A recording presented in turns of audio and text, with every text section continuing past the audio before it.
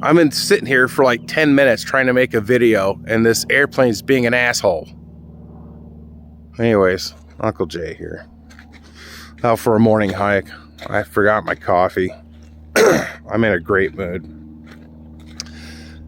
Anyways, I want to come up this trail. I haven't been on this trail in years. But I wanted to come up here and show it to you guys. You can see the lake a little bit right there. This trail has a story behind it. If you've ever seen the video, The Horseback Ride from Hell, this is where it all took place. This is where it all took place. If you haven't seen that video, well, I'll retell that story. So years ago, I'm working for my buddy Quint, who has a horseback riding place up here in Tahoe. You make a reservation for a horseback ride. You and your family could go out with a guide for about an hour, you know, and nice follow the leader ride. All at a walk, easy, good stuff. And this is the viewpoint where we'd stop at and show people the lake. And I would hop off my horse and I'd tie him to that tree right there. And then I'd take everybody's picture from over here. I'd line them all up over here. Then I'd hop back on right here, because this rock is tall and I got short legs. So this particular ride that I took out is a group of 5, 3 kids, 2 ladies from the Bay Area. Awesome group. The youngest was 6 years old. And we get up here and show them the lake. They're like, oh, this is great. Take their picture. I'm like, all right, guys, you ready to head back down the mountain? That's where the trouble began. They're like, sure. So I untie I was riding Taz. He was a draft mule, and tied him up right there. Hop back on him right over here. But I need to rewind a little bit, because before I took the ride out, I was getting up on Taz, and one of the other guys, Julia, she came over and she said, Jay, you need to watch your ass at the viewpoint. I'm like, what's going on? And she said, there's a big bear up there with 2 cubs. She didn't come at me or my ride or anything, but just be mindful. She's in that area. So be careful. I'm like, okay. Skeeters. So we get up here. I don't see the bear anywhere. Taz isn't freaking out. The other horses are fine. I'm like, all right. So we enter the woods again right here to go make our way down the mountain here.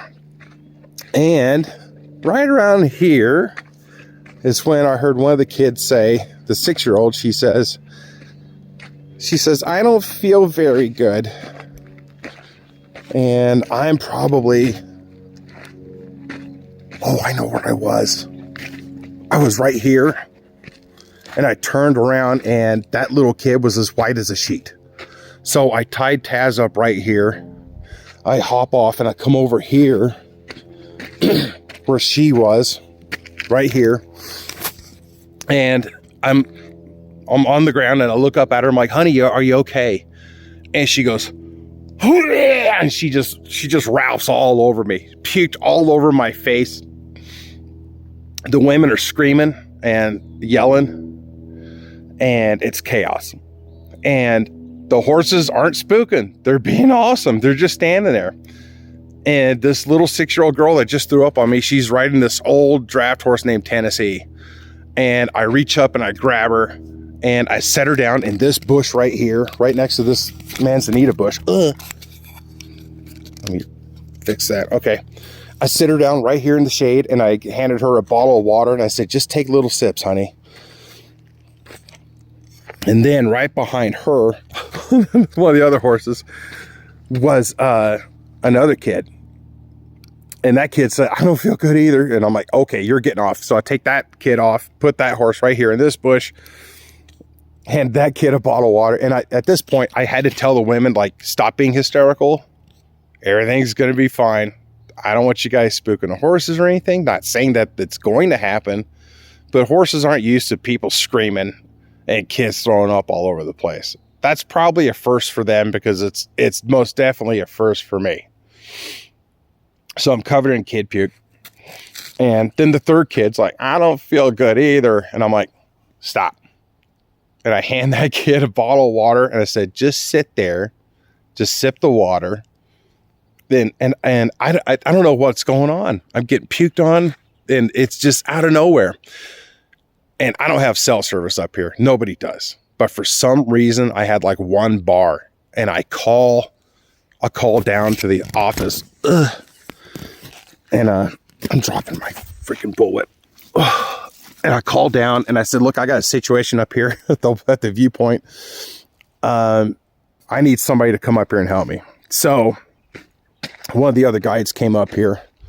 I'll start heading down now. One of the other guides came up and saw me covered in puke. And he's like, what can I do? I said, just take my mule and just lead him down and take the 2 women and the 2 kids back down the mountain. Because at this point, they were starting to feel better. But the 6-year-old, she wasn't feeling better. But she couldn't ride either. So what I did was, my plan was for Wes, the other guy, to take everybody down the mountain. And I put the 6-year-old on my back. I gave her a piggyback ride. And I said, all right, well, I'm just going to walk the rest of the way. And as they were going by us, I had her on my back. The mom said, please take care of my daughter. And I said, I will. I didn't have my whip with me. I didn't have nothing. Not that anything really happens out here, but I was just concerned about that mama bear, you know. Anyway. So I got her on my back. And this is the path that we took. And you guys are going to join me. We're going to do it together.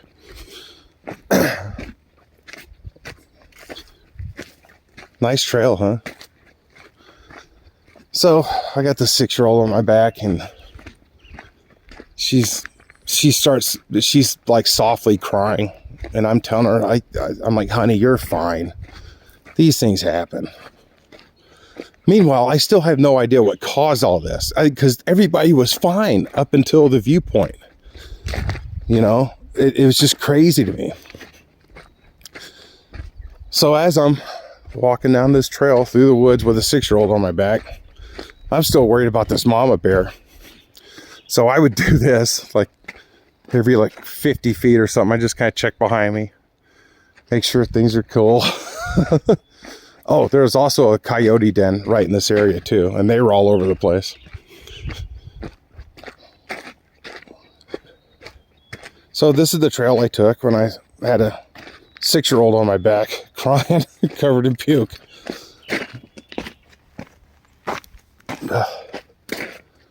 We went down here, and I'm trying to just cheer up a little bit, and me being Uncle Jay with my dumb jokes and stuff, I think it kind of helped. But she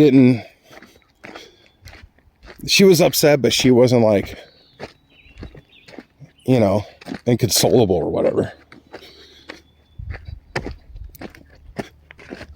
And I'd turn around. Am I being chased by a bear? Where are the coyotes at? I remember, oh yeah, there's another, while we're on this trail, I came out here one day on a ride. I took a ride out, and there was a guy. Where was he? He was out in here. Right over there where that stump is. Just a guy by himself walking around, but he had a toddler with him, and he was kind of looking around. And I'm like, what the hell? Is this guy like Craster from Game of Thrones? He's going to leave his kid out for the others as a sacrifice or some shit.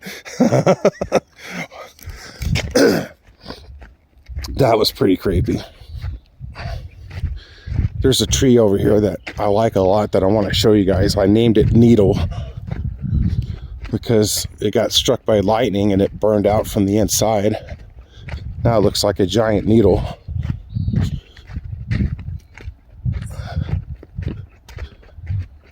I'll head over and show you guys Needle.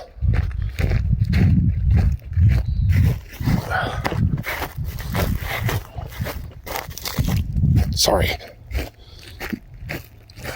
So you could tell that needle was a cedar. So I don't know if the bark blew off or just naturally came off as time went by or what, but this is needle. Show you the inside real quick. It's kind of weird how some trees, when they get struck by lightning, they'll burn up from the inside. Pretty crazy. All right, moving on. Get back on the trail. So this trail goes for like probably another mile back down to the corral. And eventually, me and the 6-year-old, we get back. She's doing a lot better. We'd stop every now and then. I know we stopped right here at this stump, and I sat her down and gave her some water and kept looking back to see if we're going to get attacked by a bear. I mean, in that situation, what do you do? If you have a bear charging at you and you got a 6-year-old sitting on the stump right there drinking water, a bear's coming down that trail. I mean, this did pop in my head.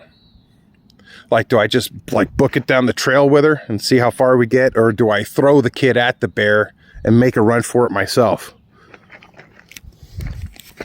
I'd never do that. I would never do that. You know what popped in my head in case something like bad happened like that? If something were to happen like that, I would have told her, just follow this trail and you'll be with your mom in no time. And then I'd rip my shirt like Hulk Hogan and I'd go fist fight that bear. That's what I'd do. Shannon Burke once said, he's a radio guy, he said that if a bear attacks you, you got to finger it and that'll get it off you. But you got to be quick about it. You got to find the hole right away, else you're in trouble. And being out here, whenever I go for walks and stuff, and just out here in Tahoe in general, that's always in the back of my head that I may have to finger a bear at some point. And I'm okay with that. I'm okay with that. So it's a little rugged. Oh, I heard something over here. I wonder if it's that dude. He's back with another toddler to leave out here in the woods. Yeah, dude, that was creepy. You see some creepy, like, just random weird stuff out here. But the sad thing is, guys,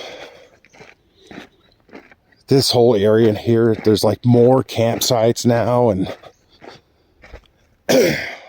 stuff like that. And I think there needs to be some Sasquatch sightings around here. I think that needs to happen. Know what I mean? I think these tourists need to see a Bigfoot. I think that needs to happen. I'm sure there's an Army surplus store in Reno that has a ghillie suit, and I'm sure Amazon sells gorilla masks. Oh, yeah, let me show you this sugar pine tree that drops the longest pine cones in America. At least that's what I was told. You can see how big these pine cones are. Oh. And these are actually kind of small. They get to be like 2 feet long and a bit girthier. Girth. I said it.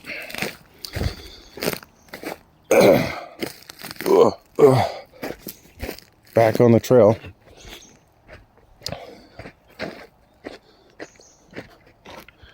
All right, ready, jump. We did it. So I still got her on my back, and I'm still checking behind me. Yeah, it's just one of those things. It's like, I wish I had my whip or something. But since then, anytime I go out in the woods, I always take it with me. I'm glad I didn't need it.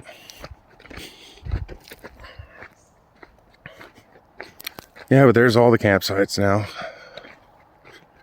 This place used to be different, guys. It used to be different. And now it's Disneyland with trees. It's lost a lot of its magic, I'm afraid. But it's not completely gone. You can still come up here to beautiful Lake Tahoe and enjoy it. But just if you're out on a trail like this, if you see a piece of trash, please pick it up and take it with you. It'd make your Uncle Jay a lot happier. Anyways, this trail goes on for a bit longer. I'm not going to torture you guys any further with it, really. And if you're still with me at this point in the video, thank you very much. And if you haven't subscribed, would it kill you? It's free. It helps my small channel grow. And we get to the end, and the kids are fine. The two ladies have calmed down, and I hand them back their daughter, and